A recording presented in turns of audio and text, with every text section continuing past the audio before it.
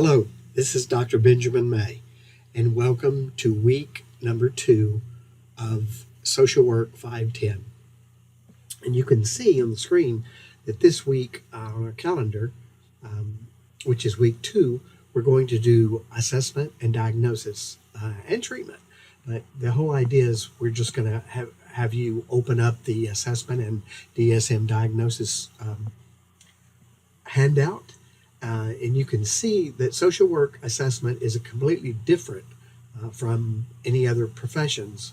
And our assessment is mostly about a strength-based profession. So we want to teach you how to be able to not think in terms of the medical model, which is a diagnosis or something wrong with the client, but the client has strengths and that they can overcome the problems that they have.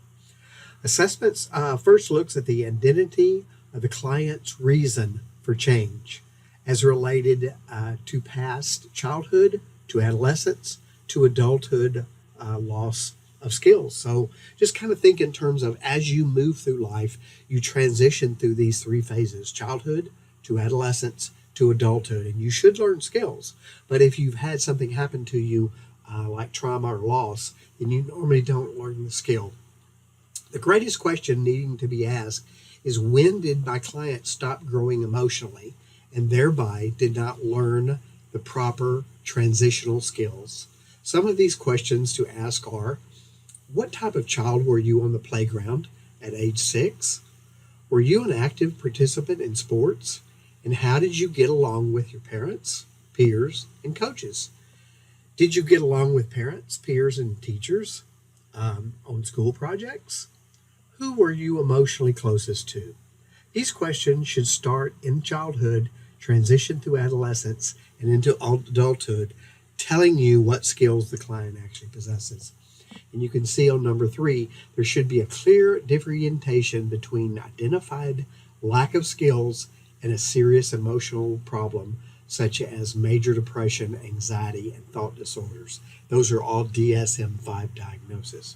So kind of think in terms of you have skills that you're going to learn or have lost, and then you have long-term effects of problems that can be eventually diagnosed in the DSM-5. So wanting you to see the difference in those. If there is a difference, you always want to make sure that you treat the DSM-5 diagnosis first, because it's more severe, it's taken place for a longer period of time, and it has caused the client to have a tremendous amount of problem.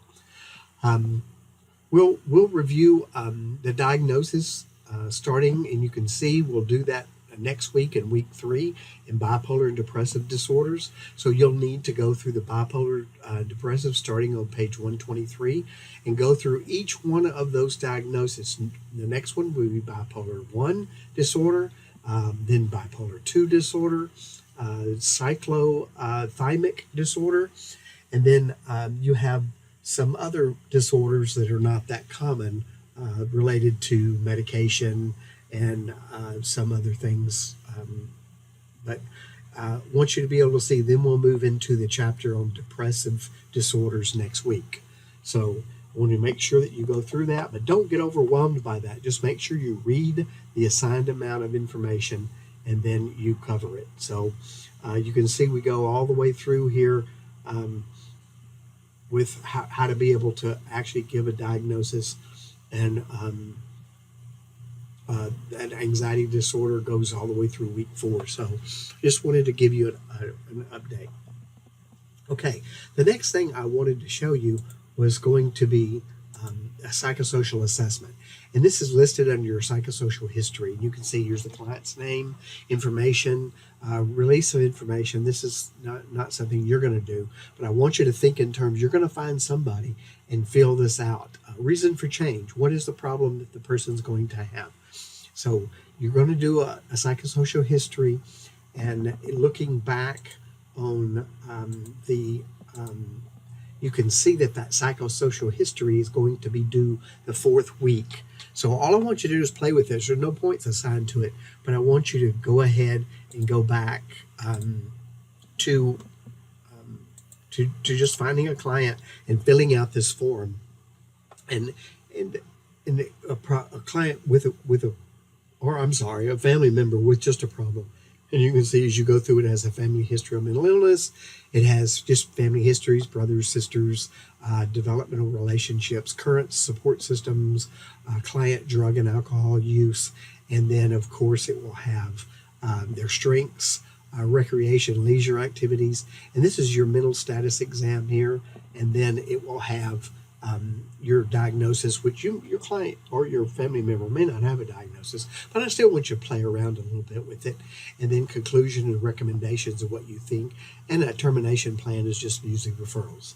So I want you to kind of look over that, make sure that you understand it, and just play with it and see how you feel about it. And as I said, it'll be due week 4, so we can review it.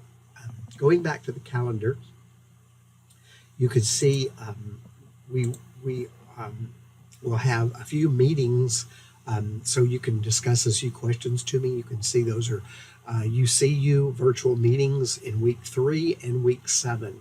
And I have those down for that Monday, 6/17 at 11 a.m. And then the other one following will be, I think, on a Wednesday.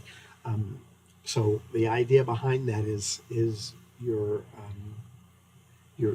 have the opportunity to meet with me, and that will be recorded so you don't have to attend it. Okay, I hope if you have any questions, you'll be able to review the chapter of the things I want. And you can see here that if you go over this assessment and diagnostic, the DSM-5, then you can review the PowerPoint and making sure that you get your chapter covered. Okay? Have any questions, please contact me, and I look forward to working with you. Have a great week. Bye-bye.